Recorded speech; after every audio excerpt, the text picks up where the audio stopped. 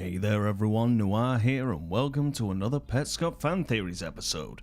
As always, before we begin, if you are new to this series, I would highly suggest pausing this video and watching the previous installments first, because there are a few things that will be coming up in this episode that I mentioned in those episodes. I'll give you a couple of seconds here to pause, and then you'll all be all set to carry on once you're all caught up.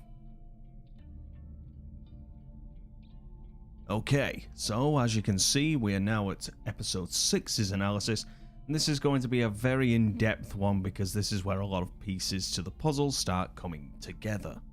We begin the episode with the footage of the windmill with its two droning noises that accompany it.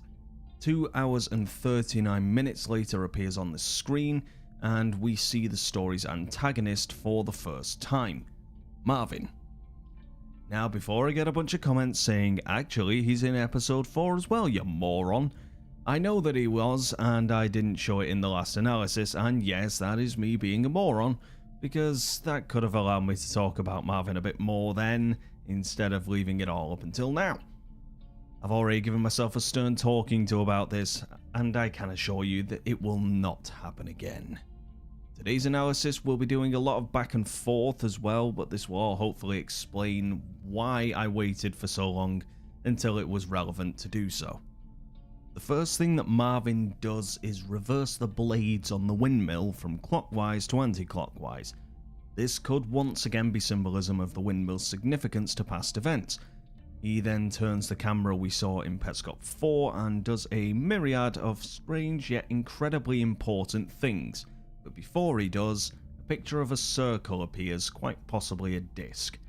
This is the in-game reference signature to the wife, which was confirmed in Petscop 11, which provides further evidence towards Marvin being the husband, since it accompanies various events where he's present.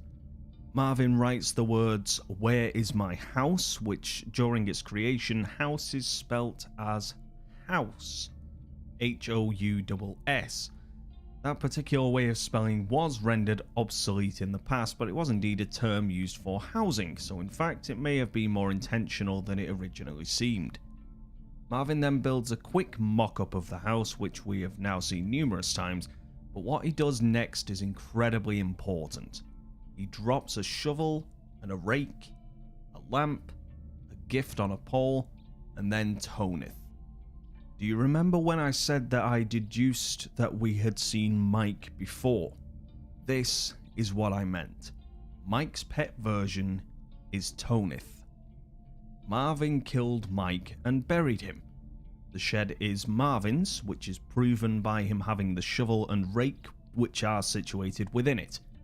The gift on the pole is a reference to the gravestone that sits upon Mike's grave, and even the words upon the gravestone reference this very moment. Mike was a gift. Tonith is left by Marvin to be captured by Paul after this scene ends, Marvin's in-game gift to Paul. Because of this, I have a new outlook on what Tonith represents in regards to Mike. Tonith is a bird with a broken leg and clipped wings, a bird that would never be able to fly. Mike is a child whose life was cut short, and both represent something or someone that was stopped from being able to do what they were supposed to do, which is to live or to be free.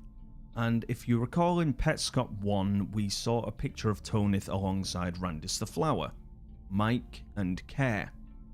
It has been long speculated that Ronith is an amalgamation of the two of them, but he cannot be caught by the player. Now I think I might know why that's so significant, because the truth about their disappearance was never uncovered, and the culprit was never apprehended, so until that day, Ronith will always be just out of reach.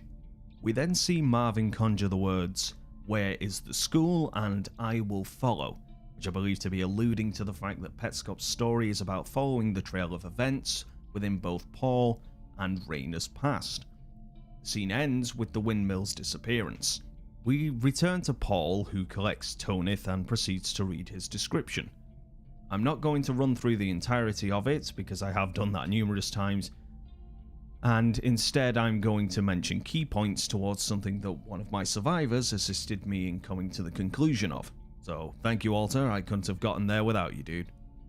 Throughout the numerous times that I have read this description, I have been looking at it through the perspective of one person that refers to another person. For instance, Raina writing the description, and Mike was the one being quoted. I've now come to the conclusion that I was looking at it the wrong way. Raina isn't talking about somebody else. Raina is talking about himself. I said in Petscop 1's analysis that Raina is an alias and that he may be in Petscop but using his real name.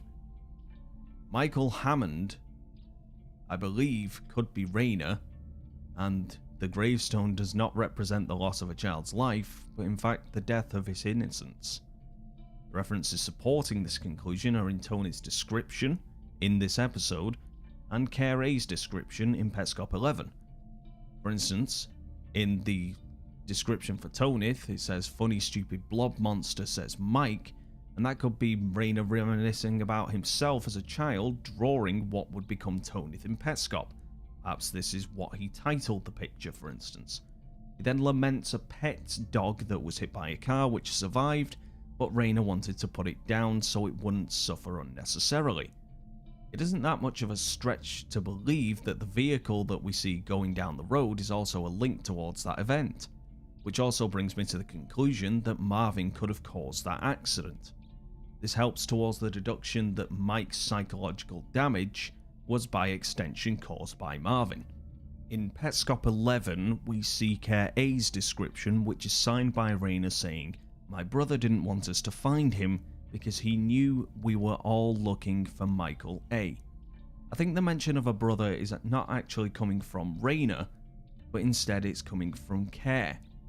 Because the next line is, "I'm back, this is my present for you."